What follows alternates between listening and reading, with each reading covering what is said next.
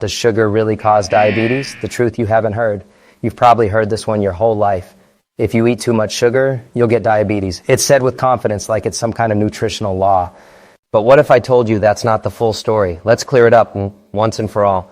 First off, there are two major types of diabetes, type 1 and type 2, and people mix them up all the time. Type 1 diabetes is an autoimmune disease. It happens when your body mistakenly attacks the insulin-producing cells in your pancreas. This has nothing to do with how much sugar you eat.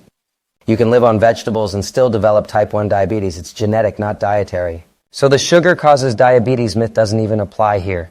Now what about type 2 diabetes? The one people usually mean when they say this. This is where it gets more complicated. Type 2 diabetes is linked to insulin resistance. That's when your body doesn't respond properly to insulin, the hormone that helps move sugar out of your bloodstream and into your cells. When insulin stops working efficiently, sugar builds up in your blood, and over time, that leads to type 2 diabetes. So here's the question. Does eating sugar cause insulin resistance? The answer, not directly, but it can contribute. Here's how. If you consistently eat a diet high in sugar, especially from sugary drinks, snacks, processed foods, and if you're also consuming more calories than you burn, you gain weight.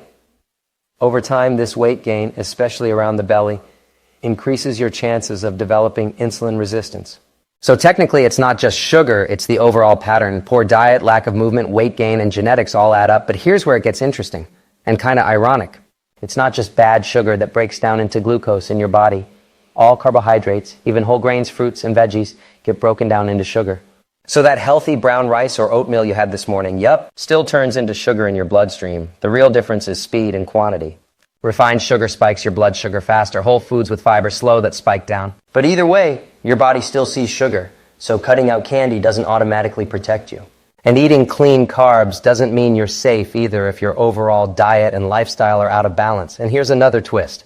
Some people can eat sugar every day and never develop diabetes. Others are extremely careful and still end up with it, because genetics plays a huge role too.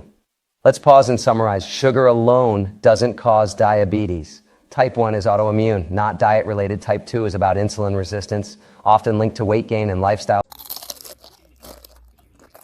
Sugar can contribute, especially in excess, but it's not the sole cause. Carbs, even healthy ones, also become sugar. Genetics and physical activity matter just as much, sometimes more. So yeah, if you live on sodas, candy, and ultra-processed junk, your risk goes up. But eating a cookie doesn't suddenly give you diabetes. The real danger is the long-term pattern, not a single dessert. So the next time someone says, stop eating sugar or you'll get diabetes, you can tell them the truth. It's more complicated than that.